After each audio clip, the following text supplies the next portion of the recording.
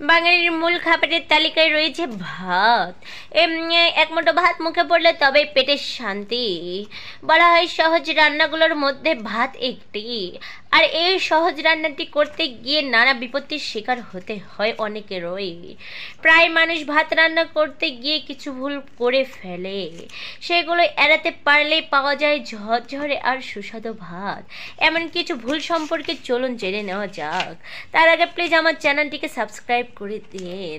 ভাত পুড়ে যাওয়া।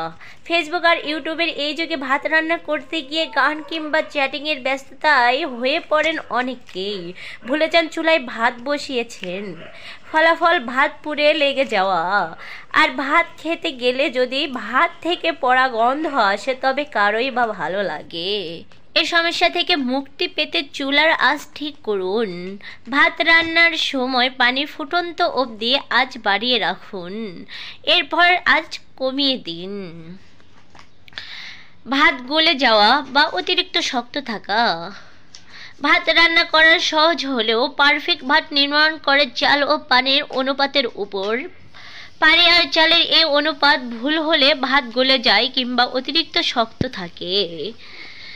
নতুন রাঁধুনিরা এই সমস্যা এড়াতে পরিমাপ করার কাপ ব্যবহার করতে পারেন। 1 কাপ ছোট চালের জন্য 1.5 কাপ পানি, 1 কাপ বড় চালের জন্য 2 কাপ পানি ও 1 কাপ লাল চালের জন্য 2 কাপ পানি। এ অনুপাত মেনে রান্না করার চেষ্টা করুন। ভাত গলে যাবে না, আবার বেশি শক্তও থাকবে না। ভাত দলা বেঁধে যাওয়া। অনেক সময় ভাত অতিরিক্ত নরম হয়ে দলা পাকিয়ে যায়।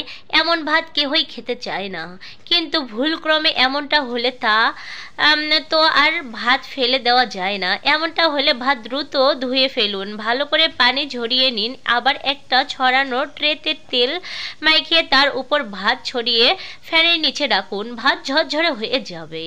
আজকের ভিডিও এই পর্যন্তই। ভিডিওটি ভালো লাগলে প্লিজ আমার সাথেই থাকবেন এবং আমার এই ভিডিওটি অন্যদের সাথে শেয়ার করতে ভুলবেন না, এবং আমার চ্যানেলটিকে সাবস্ক্রাইব করে দিয়ে আমার পাশেই থাকবেন। ভিডিওটি কেমন লেগেছে তা কমেন্টে বলবেন। এমন ভিডিও আরও চাইলে কমেন্টে বলে দিবেন যে আপু আমরা এমন ভিডিও আরও চাই, তাহলে ইনশাআল্লাহ আমি আবারও আপনাদের সামনে এমন সুন্দর সুন্দর ভিডিও উপস্থাপন করার চেষ্টা করিব।